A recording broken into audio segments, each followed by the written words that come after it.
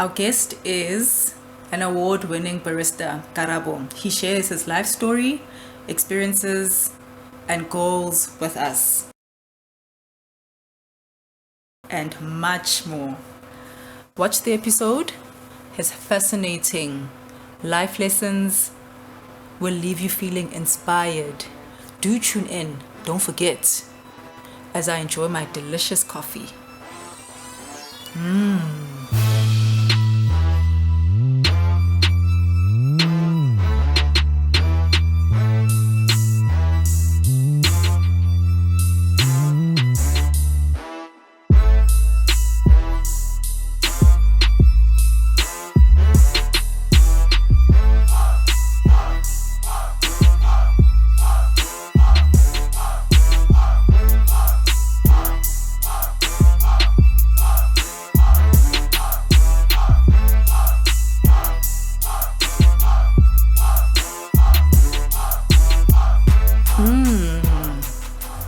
Hello, welcome to our dev podcast called Signs and Stories. Le Capri in collaboration with Yellow Owl. My sign name is Crazy D. You're probably wondering where Lerato is? Well, she's out and about. Our guest today is Karabo. Welcome. Please introduce yourself. My name is Karabo. This is my surname. Karabo. I have some questions for you. Yo, this coffee is delicious. Give me 1 minute. Okay. Okay, Karabo. So, tell me more about your upbringing. Where were you born? I was born in South Africa. Krugersdorp to be exact. My family is all hearing. I'm the last born and I'm deaf. So you were born deaf? Yes, I was born and raised deaf. Which school did you attend? Was it a deaf or hearing school? I attended St. Vincent School for the Deaf. Oh, St. Vincent. So you completed your schooling at St. Vincent. Your family knew you were deaf when you were born, correct? Yes. Oh, you attended a deaf school. Regarding communication with your family, do you use ACSL or other means to communicate? Communication with family is difficult because they haven't learned the language. They are too busy to learn. I'm the youngest, however, I do make an effort to communicate using pen and paper. Access to information is not much because their signing ability is not good. I pick up information here and there. Which means that growing up deaf, you encountered many communication barriers with family, with relationships, with friends. So are you friends mostly with deaf or hearing people? Deaf. Why?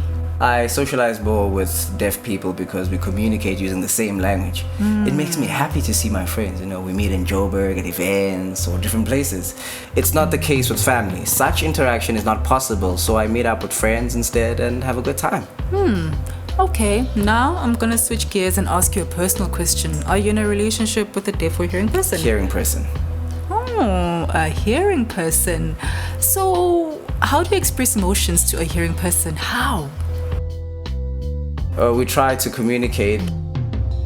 Firstly, write on pen and paper.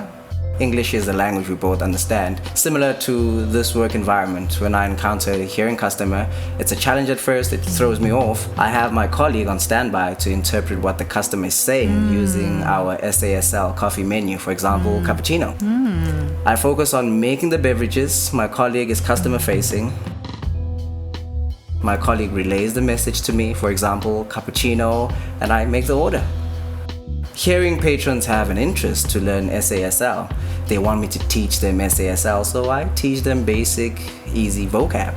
Le Capri targets deaf and hearing audience. We gladly welcome anyone interested in joining our podcast. Tune in on Instagram, Facebook, Twitter, and YouTube. The name of our podcast is called Signs and Stories. People, if you're interested in being a guest on our platform, join forces with us. Contact us on Facebook, Instagram, Twitter, or WhatsApp. Contact details below. Okay, I want to ask you, growing up, you always had a passion for coffee to become a barista, correct? How did you get your dream job? I saw a deaf barista Duduzi Lukuleni on Facebook competing. And I reached out to him. He introduced me to Syro Beverage Solutions. Syro Coffee Academy offered 3 months in their training program. However, the manager recommended intense training at the academy for 9 more months. When I completed my training, I looked for employment at several hotels. I got employment at this current hotel. It's a comfortable environment and the work is challenging. Are you the only deaf person working here, or are there other deaf people? There are 3 of us. 3? They work in different venues. Do you work together in one environment, or are you placed at different venues? Different locations. I'm the only one working here. The others are working at another company. I'm the only deaf person here. So you are the only deaf person working with a team of majority hearing individuals, correct? How do you communicate and work together with your team? Being the only deaf person in a team of hearing people, we have an SASL coffee menu displaying the signs of different beverages. The challenge happens at the restaurant when patrons sit down to eat. When patrons place their order, my hearing colleague assists by writing down what they say. Then I can take their order. I check in with customers. If they're happy, they usually are satisfied with the service. My colleague acts as interpreters to facilitate communication. On my own, communication becomes difficult, but having someone next to me ensures easy communication. Bear in mind, they aren't fluent in SASL. It's for communication purposes. Any feedback or instructions is written down. So far, so good. I must say, you make delicious coffee. Let's say you're making coffee and I'm a hearing customer. As I approach, I start talking. You give in and you hand me the SASL coffee menu. As the customer, I choose a beverage, let's say cappuccino. Now, I want to know, how did you overcome your barrier with your first encounters? I started working here in March 2019. I'd never witnessed getting employment immediately after training. It was overwhelming. It was tough at the beginning, but I had self-determination. I learned the names of different types of food. It wasn't long before things became familiar. My confidence grew, and now I can manage. I'm on standby to assist when needed. I pay attention and get the job done. When a hearing customer approaches to place an order, I show them our easy SASL coffee menu. This is a cappuccino. Sometimes customers struggle. As long as they feel good, I'm happy. I hand them their beverage and then thoroughly enjoy it. Okay. I have more questions for you lined up after the break. People who are interested in sponsoring our podcast are more than welcome. Perhaps you want to use our platform to advertise your business. Contact us. We'll be bringing you more stories on the way. Cheers.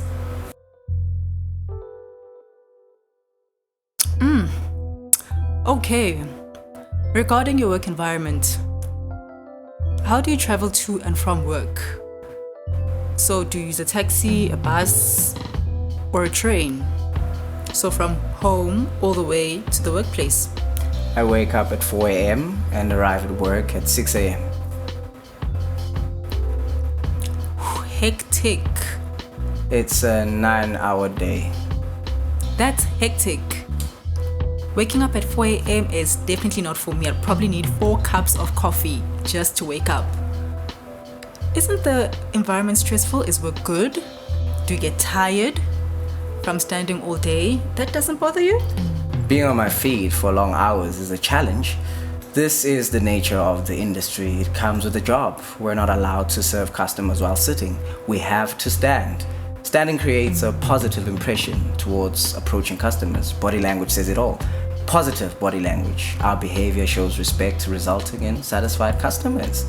When I do get tired, drinking a cappuccino helps. It keeps me energized, or I drink an espresso to give me that get up and go feeling I need.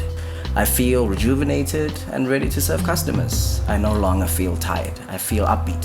What are your working shifts like throughout the day? Do you get breaks in between?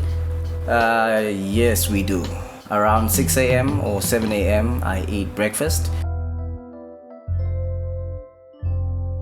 12 p.m. is lunch. I knock off at 3 p.m.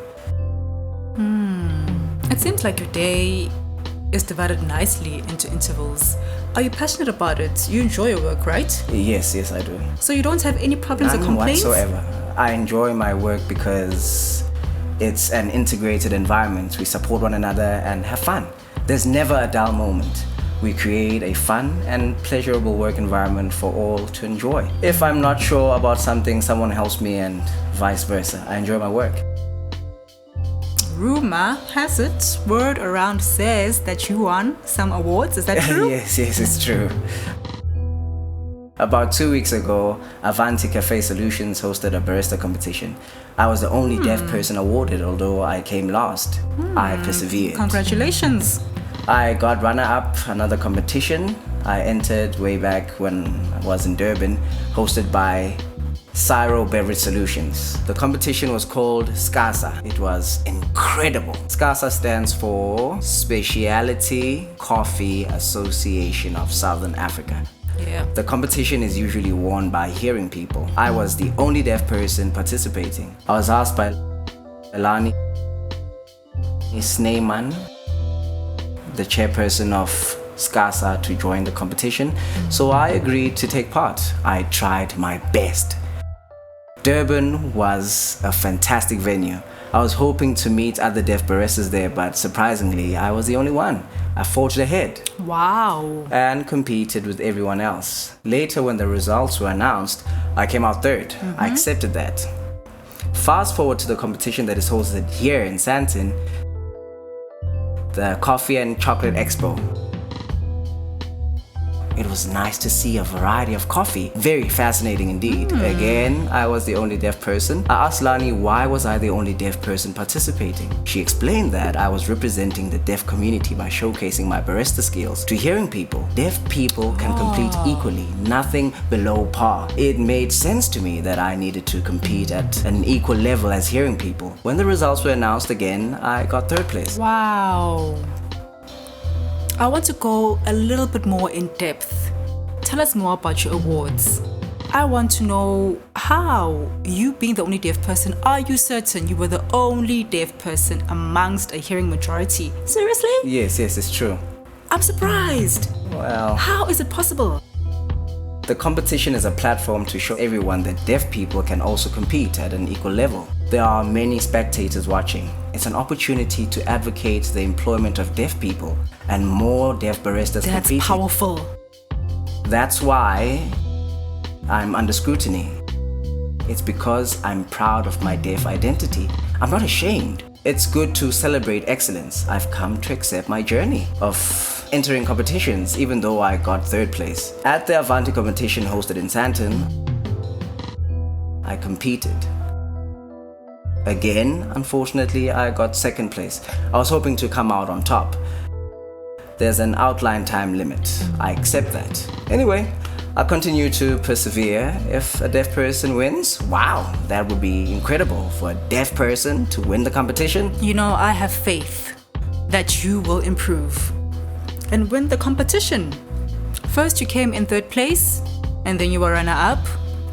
You get better with each attempt. Now the goal is to win and come out tops. I have faith that you will do it. What I want to know is your future goal: to start your own business or to continue working as a barista? I hope that as a deaf person, I can get funding to start my own business. I'd name my business Karabo Cafe. That's a nice name. That's the name. Something similar to this setup. It's going to be small, something basic. No, not a huge cafe. I'm still learning the ins and outs of the cafe industry. For now, I'll keep things small until I feel ready to grow. The bigger aim is to employ deaf people and place them in different companies.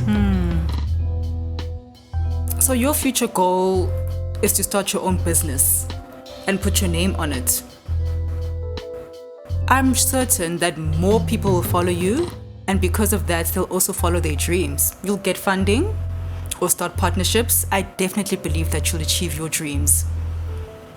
So what's your advice to anyone out there wanting to pursue their dreams? It could be a cafe, maybe it's a bar, or they want to be a tailor. Any industry, what's your advice to them? I was given an opportunity by the head of Syro to showcase my skill. If they need help finding work or starting a business, my advice to anyone is to take initiative and be self-determined. Don't wait and rely on people for work. Think carefully about your future and the work you want to do. Maybe Lotto can fund your business, you can meet someone to help your business grow. Honestly, your proposal could get you the funding needed to start your business. Let's say my company is doing well and another tailor is struggling. I will gladly contribute funds towards improving their business. Deaf people need more support finding employment. It could be a cafe, a tailor, no matter what your passion is, no one can force you. I've discovered my passion. Coffee is my passion. Incredible. You see, Karabo has given such amazing advice. You too can be like Karabo, just like Karabo. We're going for another break. See you soon. Please don't forget to follow, like, subscribe to our YouTube podcast called Signs and Stories. Cheers.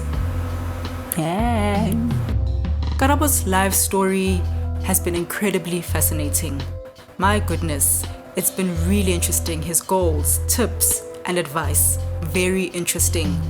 I've really learned a lot from you. You've positively influenced me and gave me ideas. Your story has helped the community out there.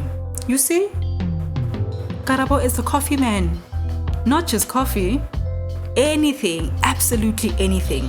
Not just coffee, anything. Anything.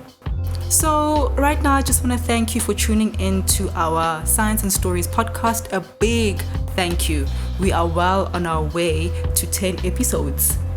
We are halfway there, episode 5, and we'll continue doing what we do best. See you soon. Cheers.